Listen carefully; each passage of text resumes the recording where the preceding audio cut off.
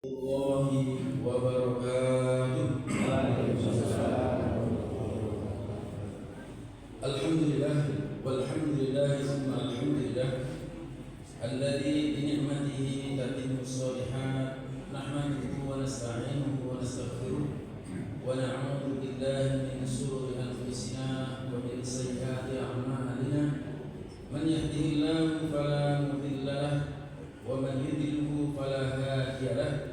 أشهد أن لا إله إلا الله وحده لا شريك له وأشهد أن سيدنا محمدا عبده ورسوله لا نبي بعده. اللهم صل وسلم على نبينا محمد. فقال الله تعالى في كتابه الكريم يا أيها الذين آمنوا اتقوا الله حق تقاته ولا تموتن إلا وأنتم مسلمون. يا أيها الذين آمنوا اتقوا الله وقولوا قولا سديدا يصلح لكم أعمالكم ويغفر لكم ذنوبكم ومن يطع الله ورسوله فقد فاز فوزا عظيما. وقال النبي صلى الله عليه وسلم من صلى الصبح في جماعة وهو في ذمة الله. وقال أيضا خيركم من تعلم القرآن وعلمه. وقال أيضا ومن سلك طريقا يلتمس فيه علما سهل الله له به طريقا إلى الجنة. صدق الله العظيم وصدق رسوله صلى الله عليه وسلم. Amma ba'd, yang sama-sama kita hormati segenap DKM Masjid Asyidik, khusus Bapak Ustaz Tuhan Sobari Ma'ta'an Allah itu yang beri, bapak-bapak, ibu-ibu, jamaah sholat subuh semua yang insya Allah dirahmati dan dicintai Allah Subhanahu wa Ta'ala. Mari pertama-tama kita panjatkan puja puji syukur kehadirat Allah Subhanahu wa Ta'ala. Pagi yang cerah ini Allah masih memberikan kepada kita nikmat kehidupan, nikmat sehat lahir batin, dan nikmat iman.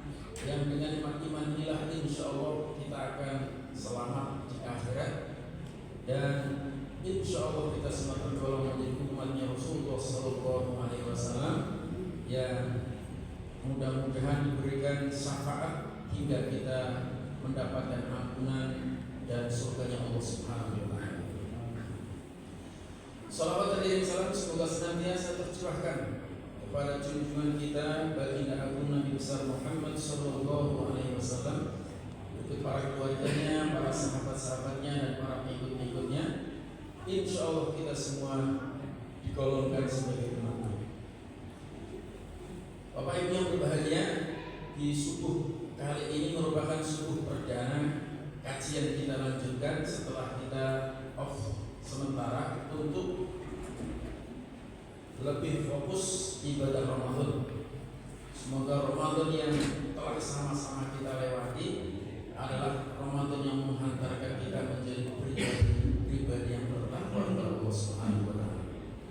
Selanjutnya kita masuki bulan Syawal, ada peningkatan, ada kesubuhan dalam ibadah kita, setidak-tidaknya kita istiqomah. Dan sekarang kita masuk di bulan Dzulqa'dah. Dzul artinya memiliki atau mempunyai. Kita mengenal istilah Dzulqarnain, orang yang memiliki dua tanduk karena kekuasaannya meliputi wilayah barat dan wilayah timur. Dzulqa'dah, orang yang memiliki dari Qa'dah, akar kata dari Qa'ada yang kudu Qa'id. Jika orang Betawi punya Qa'id itu orang yang apa Pak? Berarti kan ngantuk. Jadi Qa'ada yang kudu Qa'id artinya orang yang mati. Duduk, orang duduk itu berarti istirahat. Kebiasaan orang-orang Arab ketika di bulan Dzulqa'dah adalah mereka qu'udun 'anil qital, mereka berhenti dari perang. Terutama orang Arab Quraisy dikenal sebagai jagoan-jagoan. Maka ketika mereka mubarosah, perang tanding, mereka akan diberikan kekuatan dan menang. Makanya Nabi menyebutkan pemimpin Quraisy.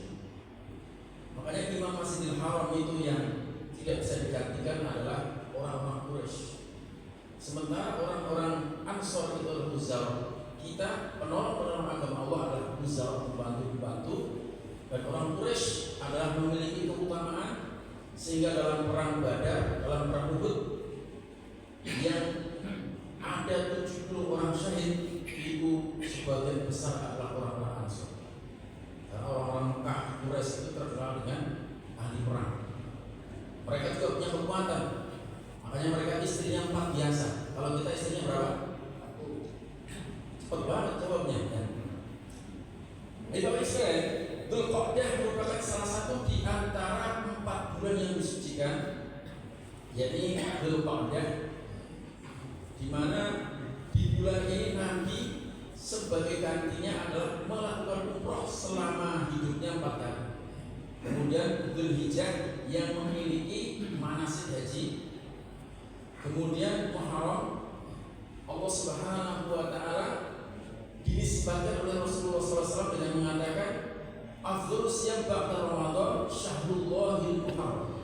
Seorang utama puasa setelah bulan Ramadan adalah bulannya Allah Muharram. Kemudian bulan baina Jumada wa Sya'ban, bulan yang di akhir antara Jumadil akhir dan Sya'ban, yaitu bulan Rajab.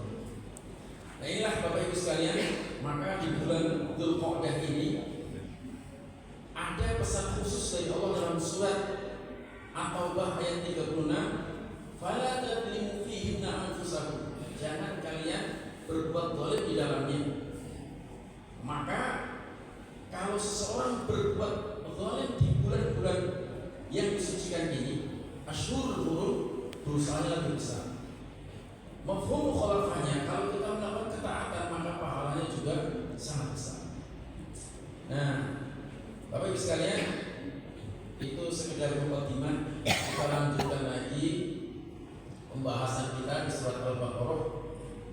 Waktu itu sudah sampai ke ayat 43. Di surat Al-Baqarah ayat 43 kita buka, kita lanjutkan karena surat Al-Baqarah ini masih ada 286.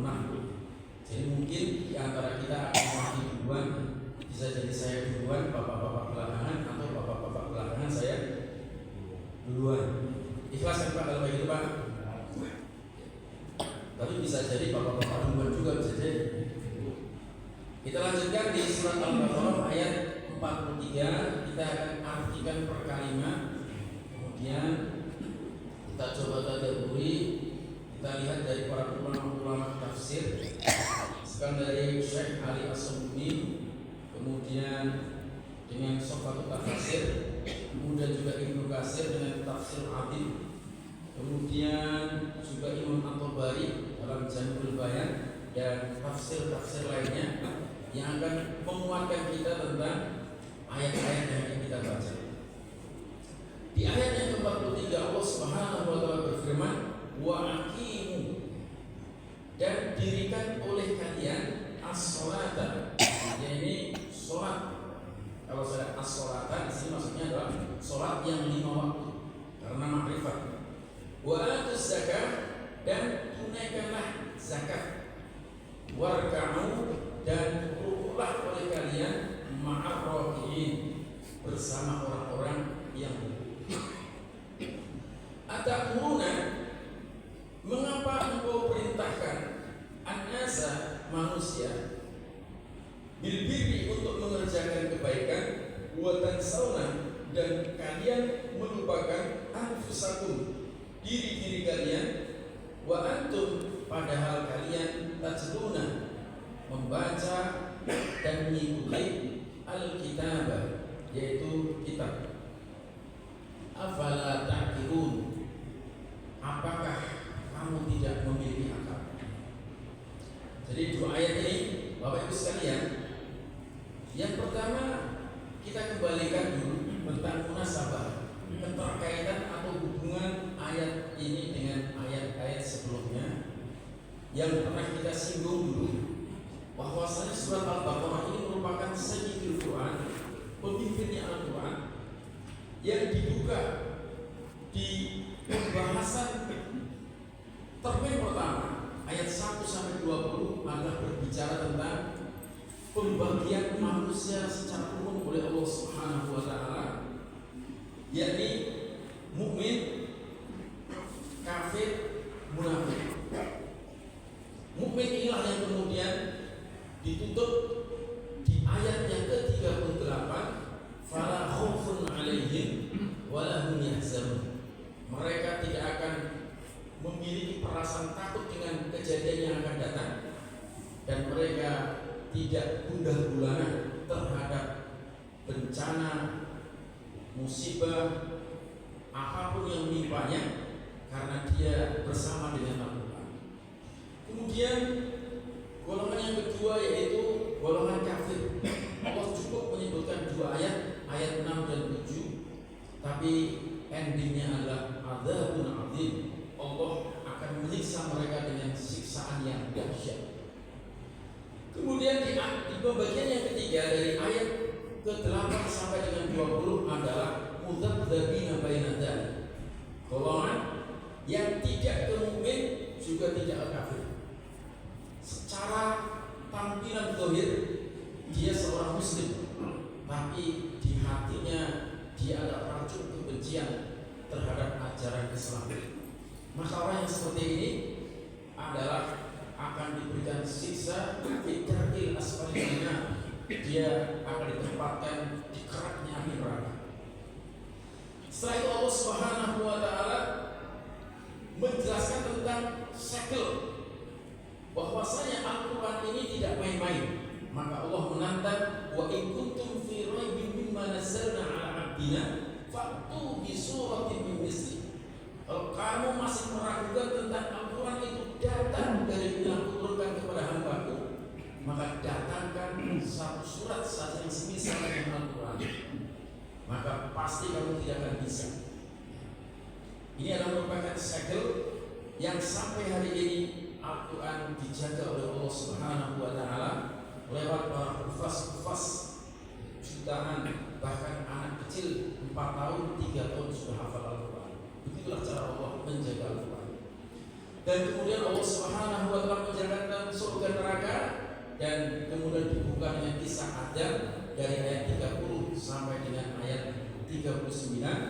Maka dilanjutkanlah ayat 40 sampai 150 ini adalah kisah tentang Bani Israel.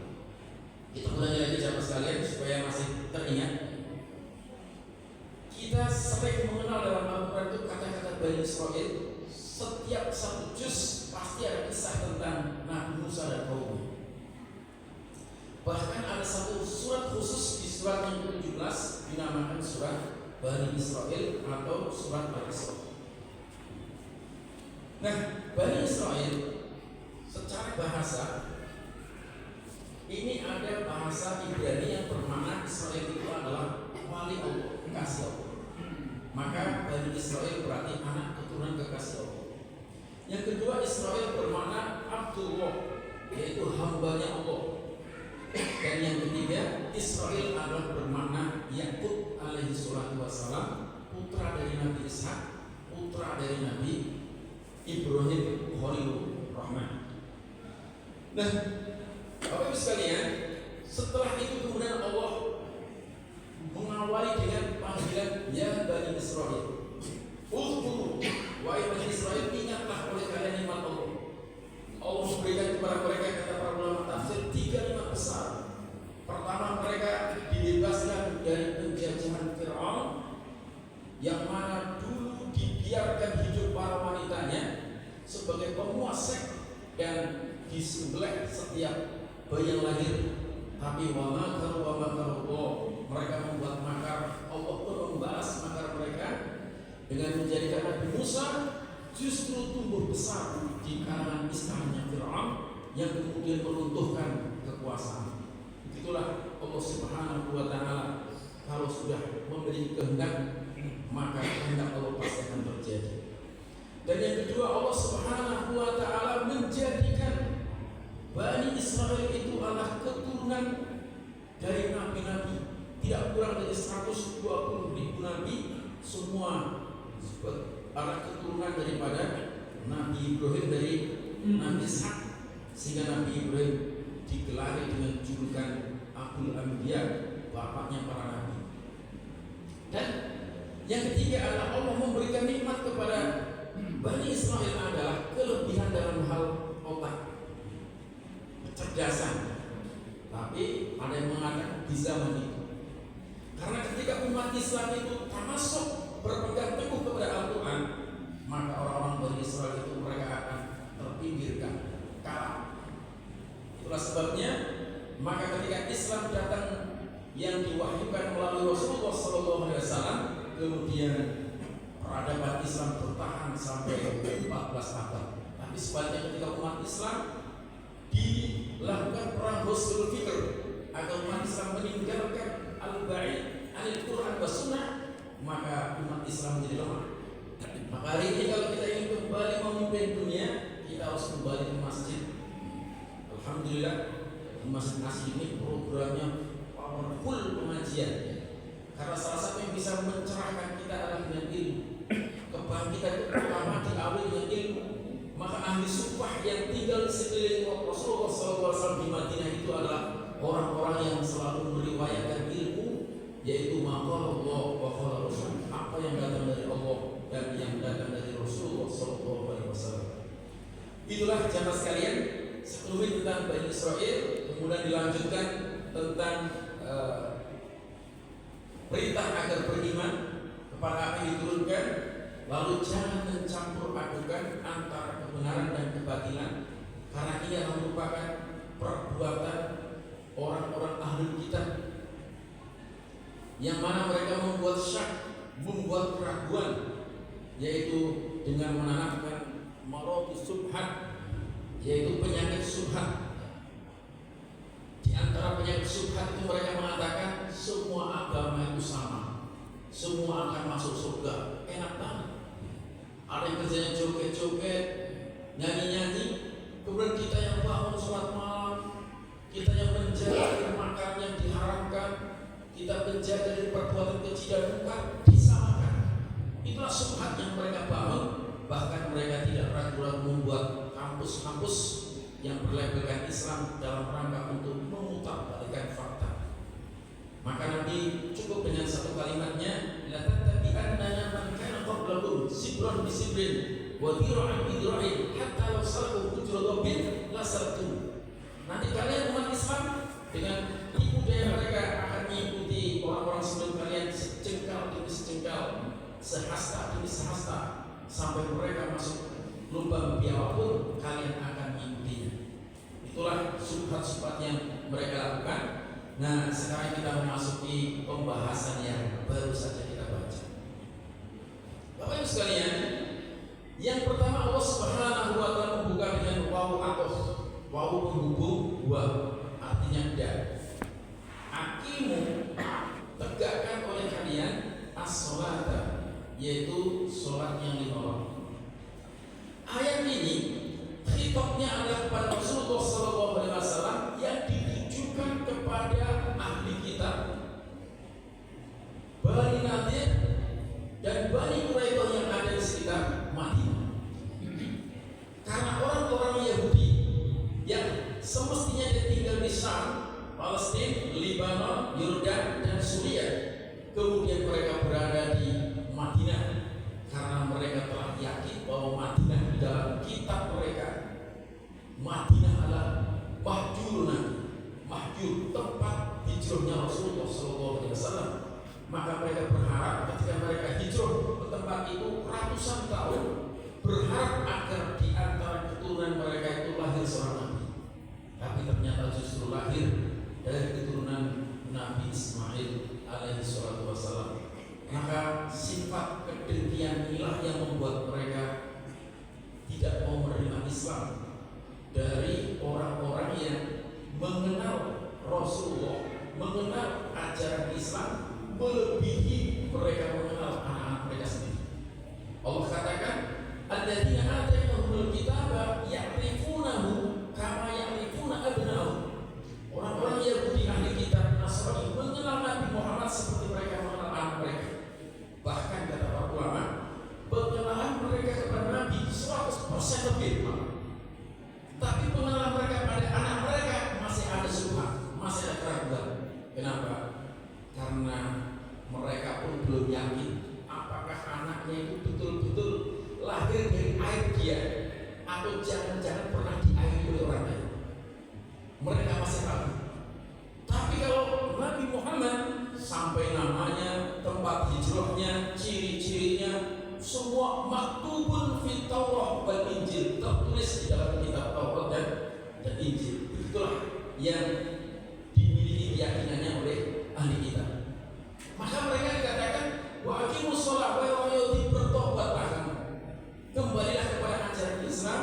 Dan ajaran Islam itu sama seperti ajaran Taurat, sama seperti ajaran Injil, yaitu ada salat dan juga ada zakat. Misalkan pengakuan daripada Nabi Isa yang disebutkan dalam surat Maryam, qala inni abdullah atani alkitab wa ja'alani nabiyya wa ja'alani mubarakan aina ma kuntu wa awsani bis salati waz zakat. Jadi ketika Nabi Isa ini ditanya masa kecil, Maryam ditanya, siapa? Kok kamu gak punya suami, gak punya? Maka fa'asyara ilaih, Maryam memberikan isyarat kepada bayinya itu. Qalu kaifa nukallim, bagaimana kami akan berbicara pada seorang anak yang kana mahdiya, yang masih kecil? Maka saat itulah Nabi Isa yang masih dalam buaya itu mengatakan, qala inni abdullah, sesungguhnya aku ini hamba Allah. Jadi ini bentuk penyangkalan Nabi Isa yang disebutkan dalam Al-Quran bahwa dia bukan Tuhan. Dia mengatakan saya ini hamba Allah. Atani al-kitab, telah diberikan kepada Alkitab, yaitu kitab Injil, yang di dalamnya terhimpun Taurat, Zabur dan Suhuf. Wa ja'alani nabiyya, dan Allah telah menjadikan aku menjadi salah seorang di antara nabi dan utusannya. Kemudian Allah Subhanahu wa taala memberkahi aku. Wa usani bis shalah, dan mensyariatkan kepadaku dengan salat dan zakat. Jadi Bapak Ibu sekalian, sesungguhnya perintah salat ini adalah merupakan perintah yang telah ditetapkan oleh Allah Subhanahu wa taala kepada para nabi-nabinya, hanya saja syariatnya yang berbeda-beda. Kalau kita dulu, alhamdulillah, ketika Isra Mi'raj, Nabi itu disupervisi oleh Nabi Musa. Ketika naik dari langit pertama sampai langit ke-7, di langit ke-6 ketemu Nabi Musa, Sidratul Muntaha dapat perintah sholat 5 waktu, alhamdulillah ketemu Nabi Musa. Dari 50 ditawar menjadi 45. Pak, bayangkan kalau sholatnya 50, kira-kira kita sempat pulang dari sini. Baru mau jalan pulang, ada lagi mesin asli 50, ditawar 45, ditawar 40, ditawar 35, terus sampai 5 pun masih disuruh nawar. Tapi Nabi kita ini pas, kalau 5 ditawar habis, gak ada sholat lagi. Apa yang terjadi? Jadi di sini walaupun kita tidak sholat 50 waktu, tapi sudah seharusnya kita memperbanyak sholat. Apalagi sekarang di bulan Dzulqa'dah. Jadi sholat kita memang 5 waktu, 17 rakaat. Tapi usahakan kita yang sudah menjadi calon mayat ini, setelah lagi mati, minimal sehari semalam pertahankan 40 rakaat, 17 rakaat, 12 rawatib, 29 ditambah tahajud, 11 syukur tambah lagi doa, tambah lagi sholat syukur wudu, taubat, tahiyatul masjid, hajat, sholat awal, terus kita sholat terus. Karena ini menjadi perintah. Kenapa? Karena orang sholat itu untuk mendapatkan energi yang masuk dalam beliau. Jadi orang yang ingin bahagia kuncinya sholat. Karena orang yang sholat berarti dia langsung terhubung dengan Allah. Perhatikan dalam Al-Quran. Kenapa orang sholat langsung terhubung? Karena Allah menyebutkan dalam surat Toha, Innani anallah, sesungguhnya aku itu Allah. La ilaha illa ana, tidak ada Tuhan selain aku. Wa aqimus sholata lidzikri, tegakkan sholat untuk mengingat. Jadi Bapak Ibu sekalian, kalau kita itu pusing, stres, banyak masalah, wasta'inu bis-sabri was-shalah. Kalau usah telepon sih, langsung kita telepon. Apa? Karena ketika kita sholat langsung fadhkuruni azkurkum. Kalau kita ingat Allah, orang hamba ingat padaku, langsung aku ingat dia. Coba kalau saya WA-an sama Pak Haji Budi, Pak Haji Budi WA nggak langsung terjawab, saya WA nggak langsung terjawab, butuh jeda. Tapi kalau kita WA sama Allah, kita zikir, langsung ayatnya fadhkuruni, siapa yang mengingat aku azkurkum, langsung kita diingat oleh Allah Subhanahu wa taala. Jadi ini sebenarnya kunci yang luar biasa. Maka orang yang tidak mengingat Allah, hidupnya akan sempit, bunuh diri, melakukan kedoliman, melakukan perbuatan yang melanggar syariat. Kenapa? Karena orang yang tidak zikir itu gelap. Maka Allah katakan dalam surat Toha ayat yang ke-124, wa man a'rada an dzikri fa inna lahu ma'isyatan dhanka wa nahsuhu yaumal qiyamati a'ma. Siapa yang berpaling dari mengingatku, maka aku jadikan hidupnya sempit, walaupun rumahnya luas, kontrakannya 1000 pintu, mobilnya banyak, tapi dia sempit, bahkan pinginnya berlebih. Itulah sebabnya di Jepang, di Amerika, di Inggris, di Eropa, ketika mereka sampai kepada peradaban material mereka sudah surplus makmur, tapi jiwa-jiwa mereka dalam kondisi terjajah. Angka bunuh diri mereka sudah sangat tinggi, bahkan mereka takut menikah. Padahal orang-orang asli ingin menikah, yang sudah menikah ingin nambah lagi. Ini orang sangat stres, takut menikah karena takut punya anak. Insya Allah ya, kalau kita senang lihat ustaz anaknya banyak, saya punya anak nggak bisa. Karena kita umat Islam, banyak anak itu akan banyak yang meneruskan sholat, yang banyak akan meneruskan zikir, yang akan banyak meneruskan membaca Al-Quran, yang akan terus mendoakan kita terus-menerus. Sementara orang-orang yang tidak punya peradaban Islam, tidak punya keyakinan spiritual, mereka sesat. Itulah sebabnya maka Bapak Ibu sekalian, mendirikan sholat itu akan menjadi calon-calon wali, yang dengan wali itu la khaufun alaihim wa la hum yahzanun. Jadi orang-orang yang disebutkan dalam surat Al-Baqarah, ala inna awliya Allahi la khaufun alaihim wa la hum yahzanun, alladzina, yaitu mereka-mereka yang selalu bertakwa, mereka yang selalu berzikir kepada Allah Subhanahu wa taala.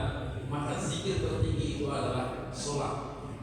Jadi maka kalau seseorang sering sholat, insya Allah dia akan mengalami ketenangan dan sampai kepada puncak spiritual. Bahkan sampai Nabi mencontohkan ada satu tempat-tempat yang dihitung sholatnya berpahala besar, tidak ditunjukkan yang lain. Masjidil Haram 100.000 kali sholat dibanding sholat di Masjid Asyidi. Saya yakin orang yang sekali sholat di Masjidil Haram, yang di sini tidak sholat di sana, ingin nyontoh, ingin sholat 100.000, waktu itu berapa? Sehari 100.000. Sholat sekali sholat subuh 100.000 kali sholat subuh. Jadi perumpamaan sholat itu dijadikan sebuah perumpamaan karena dia adalah Allahumma yahasanu indallahi yaumal qiyamah as-sholat. Amal yang pertama kali diperiksa di hari kiamat adalah sholat.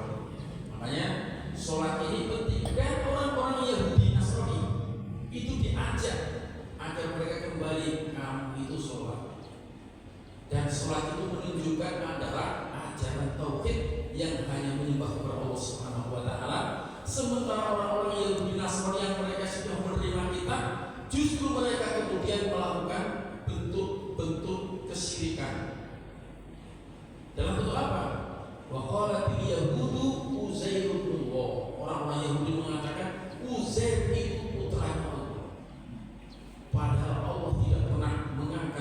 lam yalid wa lam yulad wa lam yakul lahu kufuwan ahad. Orang-orang Nasrani juga mengatakan wa qalat an-nasara Isa bin Maryam, Isa putra Maryam adalah putranya Allah Subhanahu wa taala. Isa bin Allah dan seterusnya. Maka orang yang sholat hakikatnya adalah iyyaka na'budu wa iyyaka nasta'in. Hanya kepada Allah kita menyembah dan hanya kepada Allah kita memohon pertolongan. Maka Bapak Ibu sekalian, orang yang as-shalah adalah orang yang akan diberikan kemenangan. Itulah sebabnya maka banyak sekali dalam Al-Quran dikatakan qad aflahal mu'minun alladzina hum fi sholatihim khashi'un. Sungguh beruntung, sungguh sukses orang mukmin itu, yaitu orang-orang yang khusyuk dalam mengerjakan sholatnya. Maka Bapak Ibu sekalian, ini yang pertama sholat. Yang kedua adalah wa'atus zakat, tunaikan zakat. Jadi dalam Islam ajaran itu bukan hanya bersifat vertikal, tapi Islam selalu menggandengkan antara perintah sholat dan zakat tidak kurang dari 82 tepat. Karena orang yang sholat tidak zakat adalah orang yang melakukan perbuatan kriminal. Bahkan zakat adalah merupakan rukun Islam yang ketiga yang tidak sah keislaman seseorang kalau dia diberikan anugerah titipan harta oleh Allah Subhanahu wa taala, dia tidak berzakat. Dan zakat itu sendiri dalam rangka untuk mensucikan diri, zakat sendiri itu dalam rangka untuk membersihkan diri. Dengan zakat itu hartanya akan semakin berkembang dan berkembang terus. Nah, inilah Bapak Ibu sekalian, maka di ayat sebelumnya umat Islam itu tidak boleh mencampur adukan seperti orang-orang Yahudi Nasrani. Mereka berbisnis dengan cara riba. Mereka berjual beli tidak mengerti cara-cara berjual beli. Ini umat Islam ketika kita sudah mengkaji masuk dalam Islam, maka Umar bin Khattab itu pernah memarahi seorang pemuda yang masuk ke pasar tidak tahu tentang ilmunya bisnis. Karena orang yang tidak tahu ilmunya bisnis bisa terkena jual beli zalim, jual beli gharar, dan jual beli riba. Ini bisa salah. Kalau ini sudah salah dalam transaksi ini, maka akan terjadilah sesuatu yang batil masuk dalam diri kita. Dan salah satu pentingnya syariat Islam itu adalah hifdzul mal, menjaga harta agar harta sampai ke tangan kita itu dengan cara yang hak. Makanya Bapak Ibu sekalian, setelah Ramadan ayatnya dari ayat 183 sampai 187 berbicara tentang Ramadan. Apa di ayat yang ke-188? Wala ta'kulu amwalakum bainakum bil batil.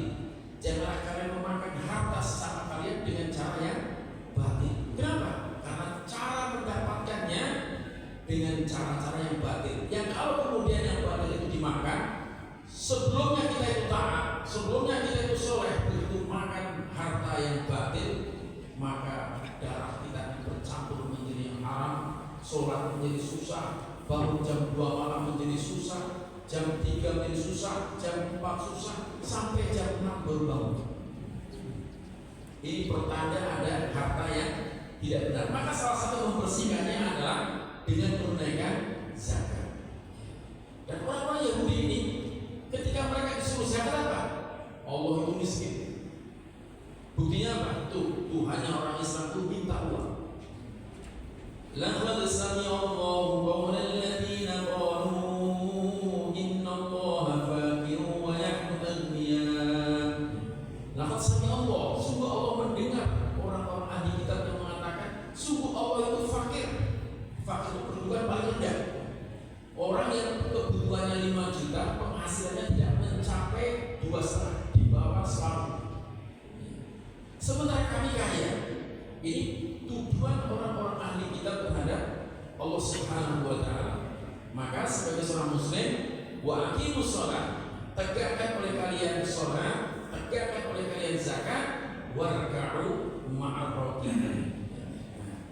Bapak Ibu sekalian, kata-kata warka'u ma'ar raki'in ini salah satu disebutkan oleh Imam At-Tabari adalah shollu ma'al musolli, kerjakan sholat bersama orang-orang yang sholat di tempat sholat. Maksudnya apa? Maksudnya ketika kita diperintahkan untuk sholat, diperintahkan untuk zakat, kerjakan secara jamaah, secara berjamaah. Makanya Rasulullah SAW dulu pernah dalam satu riwayat itu, beliau ingin keliling ke rumah-rumah kaum muslimin yang mereka tidak sholat di masjid. Karena ini kunci Bapak Ibu sekalian. Jadi kalau kita lihat hari ini umat Islam mengalami kemunduran karena masjid-masjid mereka itu amiratun megah, masajiduhum amiratun wa hiya haramun minal huda. Masjid-masjidnya megah tapi kosong dari petunjuk. Coba lihat kita lihat. Masjid dibangun di mana-mana, yang sholat sedikit, yang adzan si fulan, aki-aki giginya tinggal satu, adanya susah. Yang komat dia, yang imam dia, makmumnya karpetnya bau kaki. Ini, masya Allah di asli alhamdulillah ya, masih banyak jamaahnya. Jadi tapi ini harus diwasiatkan. Kenapa? Karena terjadi terus penurunan. Maka kalau kita berbicara tentang Islam, kita lihat suhunya. Ini alhamdulillah suhu masih banyak kajian masih. Ada masjidnya suhunya memprihatinkan. Mau dikomat, gak ada data. Sandal data ternyata cuma orang rumah kencing. Masya Allah. Jadi ini harus dipertahankan oleh Islam. Karena Islam tidak bisa hilang dari muka bumi, tapi tidak ada jaminan Islam masih tetap eksis di bumi kita. Dulu Andalusia sampai berapa ratus tahun, Andalusia, Spanyol, sekarang bergeser. Kita bangga punya Istiqlal, ada jembatan hubungan dengan Saudi, tidak mustahil. Kalau kita tidak lanjutkan dakwah ini, bisa jadi Istiqlal nanti akan menjadi museum seperti yang terjadi di Cordova, Andalusia, Spanyol. Nah, maka salah satu mengerjakannya itu dengan berjamaah, ini perintah yang pasti. Maka sebagian ulama mazhab Hambali, sholat di masjid bagi laki-laki itu hukumnya wajib karena ada ancaman. Jadi sholat di masjid itu wajib ya. Karena kalau sudah laki-lakinya nggak sholat di masjid, dia yang beraktivitas carilah masjid. Sholat kita hidup itu tujuannya adalah yang terdiri sholat, batas sholat, menunggu sholat sampai datangnya lagi waktu sholat sampai kita di sholat. Jadi kita hidup itu menunggu sholat sampai kita di sholat. Dan setelah kita disolati, Bapak Ibu sekalian, kita mati.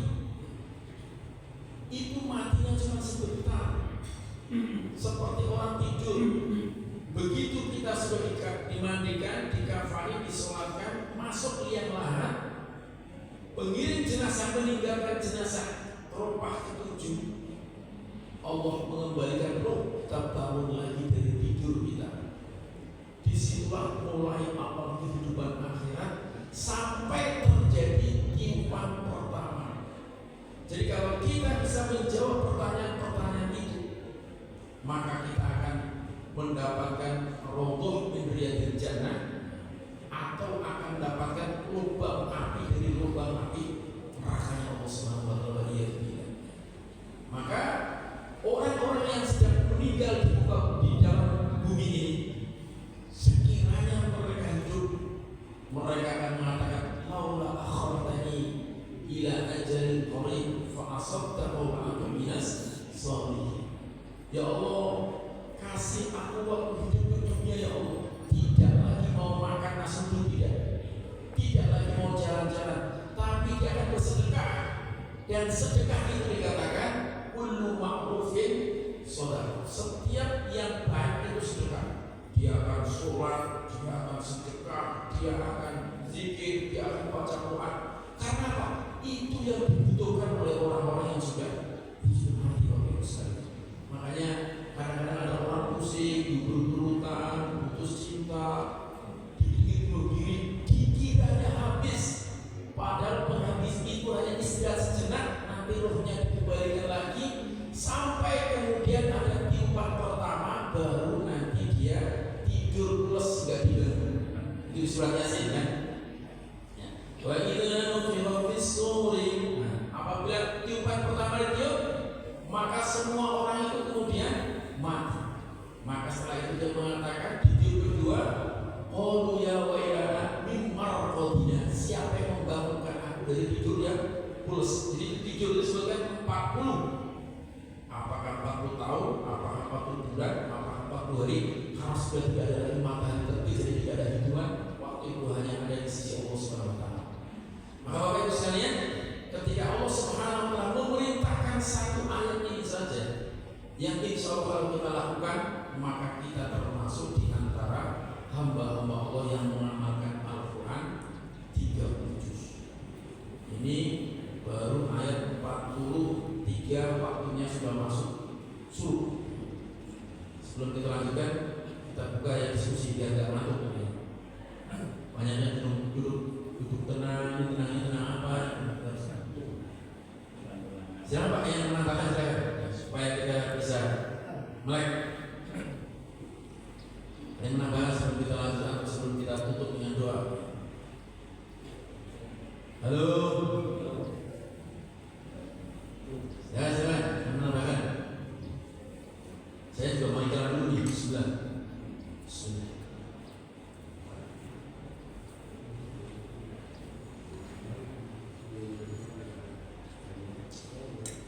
Ada Pak? Ya, silakan Pak. Secara fisik kita belum pernah melihat tentang cara sholatnya, maksud sholat.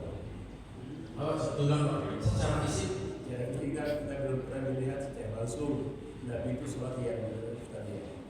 Tapi dalam hadis Nabi mengatakan bahwa sholat kama ra'aitumuni usolli. Sholat kan seperti aku sholat. Yang saya tanyakan, bagaimana tata cara sholat itu? bagaimana Tata cara Nabi itu sholat itu? Itu ya. Bapak ini yang berbahagia. Al-Quran ini sifatnya mujmal. Mujmal artinya global. Maka Al-Quran itu membutuhkan tafsir, rincian.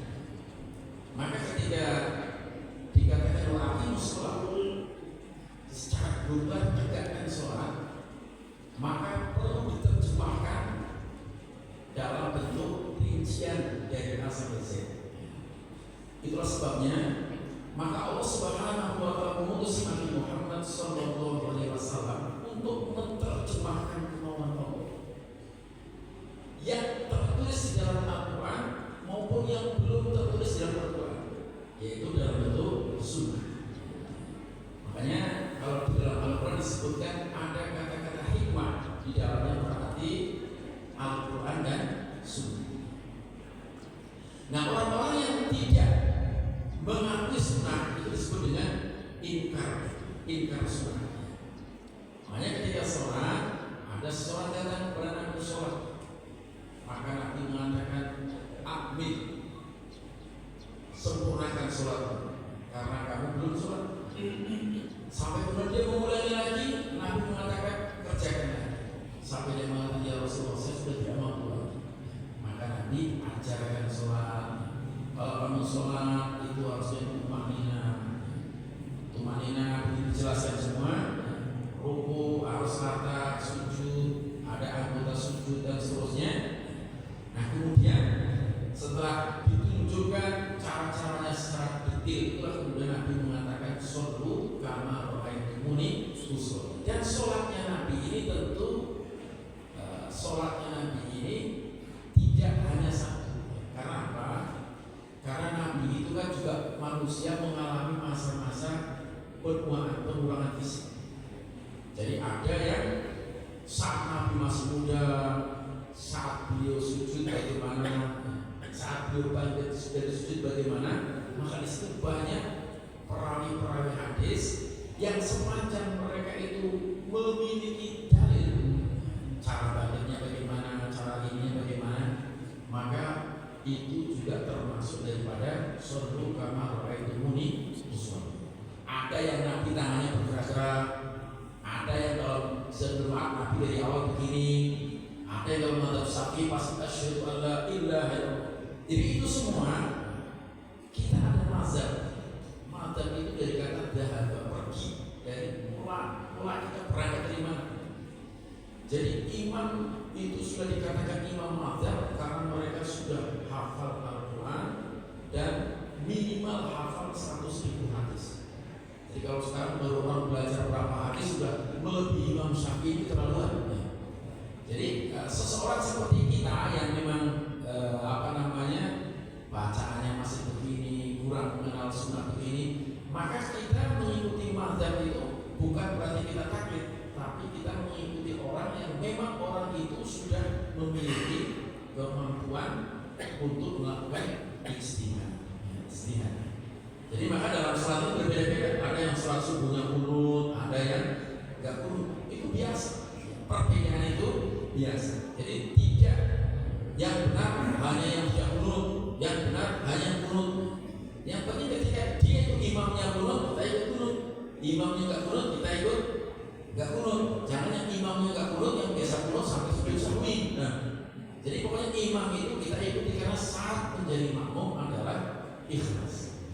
Syarat menjadi makmum itu adalah ikhlas, dan imam itu tentunya adalah pertama yang hijrah, yang lebih mengenal sunnah, yang lebih fasih bacaannya, yang paling tua umurnya dicari.